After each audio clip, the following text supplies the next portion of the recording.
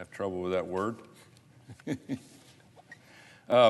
First of all, I'd like to say thanks to our colleagues on both sides of the aisle for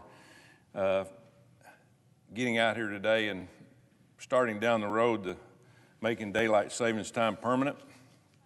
I cannot overstate how grateful I am that this bill has passed this chamber just a few minutes ago by unanimous consent. It's especially timely given that we all had to change our clocks this past weekend, and we're now experiencing longer, sunnier days.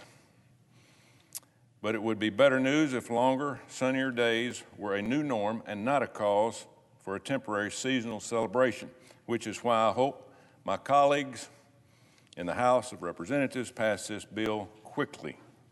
The practice of springing forward impacts folks across the nation and has a far-reaching benefit beyond the obvious, but enjoyable hour of daylight brings happy times to everybody. Alabamians have made this clear. Since I joined Senator Rubio in the effort to pass the Sunshine Protection Act, the phones in my office have been absolutely ringing off the hook in support of permanently adopting daylight savings time.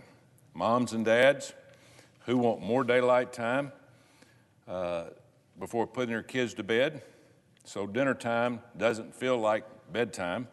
Elderly people who want more sun in the evenings in order to take a walk, enjoy working in their yards. Farmers who could use the extra daylight to work in the fields. For them, it's a better business model and adds to the bottom line. But it's not just people in the state of Alabama. Americans across the country want to make daylight savings time permanent. In fact, it is worth noting that this bill has bipartisan support, evidenced by the fact that it passed with no objection here in the Senate mere moments ago. It is no secret how rare that is here in this chamber. Locking the clock or doing away with twice-a-year time change is a simple measure that would have far-reaching results. For example, from a health perspective, cases of SAD, or seasonal affective disorder, are much more common in the winter months than in the summer months. From an economic perspective, the time change cost the U.S. economy an estimated $430 million annually when accounting for lost productivity. It is simply common sense to update this outdated practice. Daylight savings time began as a temporary measure during World War I to conserve energy.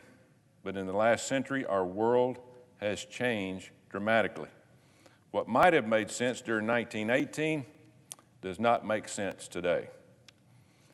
That is why Alabama, along with 17 other state legislatures, have passed legislation or resolutions to flip the switch on this outdated practice and permanently increase our daylight hours. But these changes on the state level cannot take place until the federal law is passed. We've taken the first step today in the Senate by passing this bill. Now it's in the House's side. So again, thanks to Senator Rubio and my colleagues on both sides of the aisle. I hope the House acts quickly so we can get this to the President's desk and get the results that the American people want, and that is more sunshine.